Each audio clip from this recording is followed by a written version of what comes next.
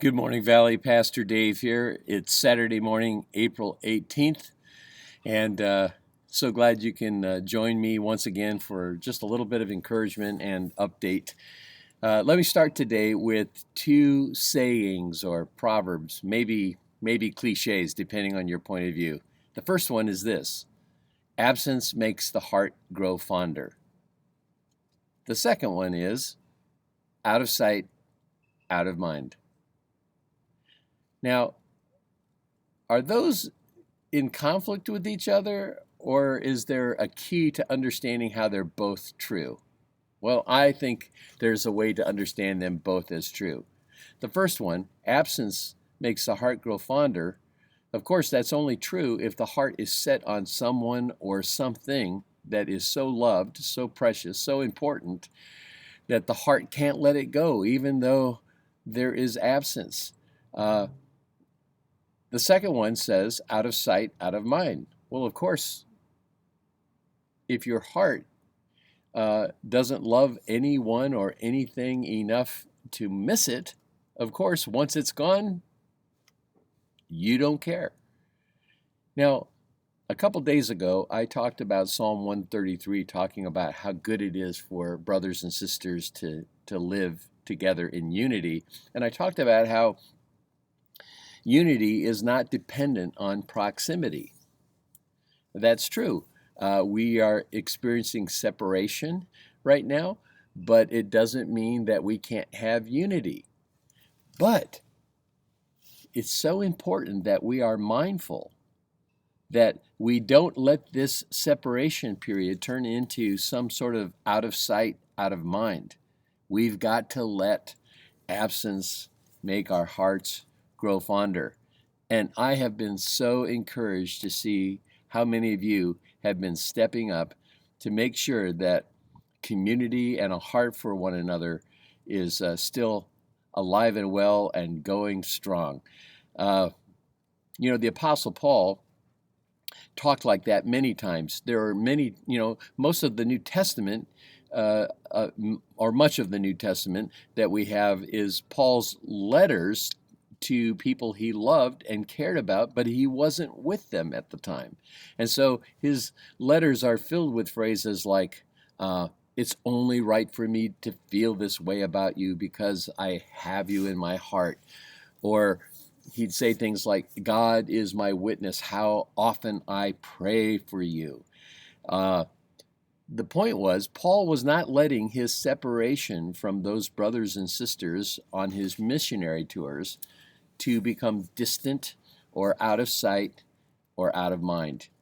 He was intentional about saying, I need to be thoughtful and remember. I need to think about my brothers and sisters, even the ones I'm not with at the moment. Now, like I said, I've been heartened to see you do that. Just yesterday, Sherry and I drove up to Rosemount to see where Mike and Jackie Nelson have moved into their new home. And it was so great to see friends and family and to hear the many ways people at Valley and also the Nelsons have friends that extend beyond Valley, to see how many of them were mindful and remembering that the Nelsons needed help, even though we're going through this social distance season.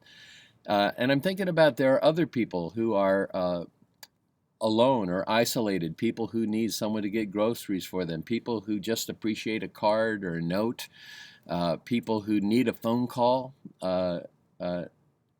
What I need you guys to do is to be mindful and to let this separation stir up more fondness for one another. I need you to guard against letting this become an out of sight, out of mind situation. So would you maybe look at the church directory, or maybe just make a little mental list, or maybe even write it down, a list of people that you want to bless, people you want to express fondness toward, people you want to remember, people you want to express care and connection with. And don't just think about them. Take action. Pray for them. give to them, serve them, connect with them in the ways that you can. Now, I'm holding a book here that a couple days ago, my phone, a text message came in, and I opened it up and I looked at the text message, and it said, "Go look in the front door of your house."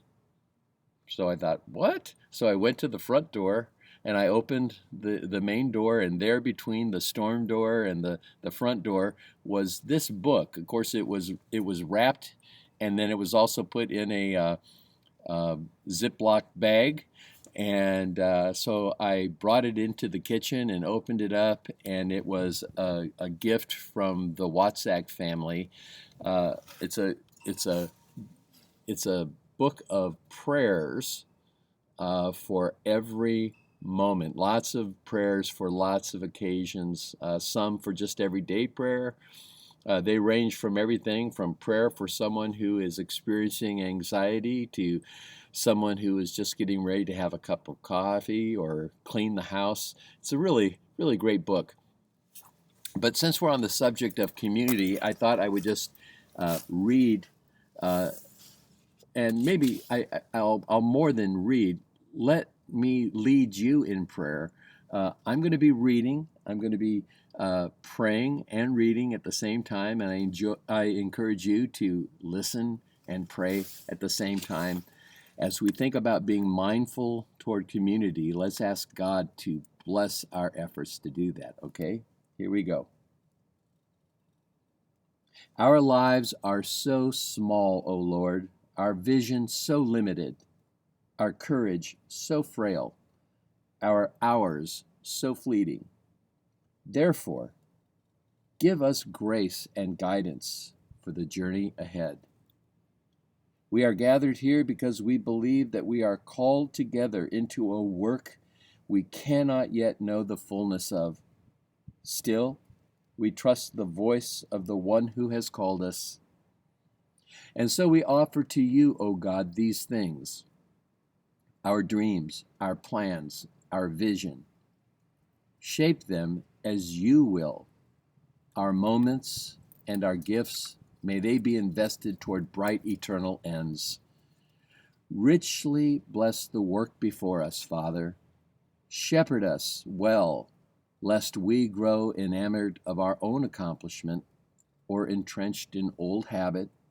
Instead, let us listen to your voice, O God, our hearts ever open to the quiet beckonings of your Spirit in this endeavor. Let us, in true humility and poverty of spirit, remain ever ready to move at the impulse of your love in paths of your design. You alone, O God, by your gracious and life-giving Spirit, have power to knit our imperfect hearts, our weaknesses, our strengths, our stories, and our gifts to one another. So unite your people and multiply our meager offerings, O Lord, that all might resound to your glory. God, may our acts of service and creation, frail and wanting as they are, may they be met and multiplied by the mysterious workings of your Spirit, who weaves all things together toward a redemption more good and glorious than we yet have eyes to see or courage to hope for. May our love and our labors now echo your love and your labors, O Lord. Let all that we do here in these our brief lives, in this our brief moment to love, in this the work you have ordained for this community, flower in winsome and beautiful foretaste of greater glories to come. O Spirit of God, now shape our hearts. O Spirit of God, now guide our hands. O Spirit of God, now build your kingdom among us. Amen. All right. Tomorrow morning, we'll see you online for church at 10:30. Those of you who have not yet had a chance to see the information meeting that we had on Wednesday, please go to our website and look under resources. Scroll down till you see Valley Media. Open it up. We sure love you to get all the info that was presented last Wednesday night. And so I look forward to worshiping with you tomorrow. Have a great rest of your Saturday. The Lord be with you, and be the church.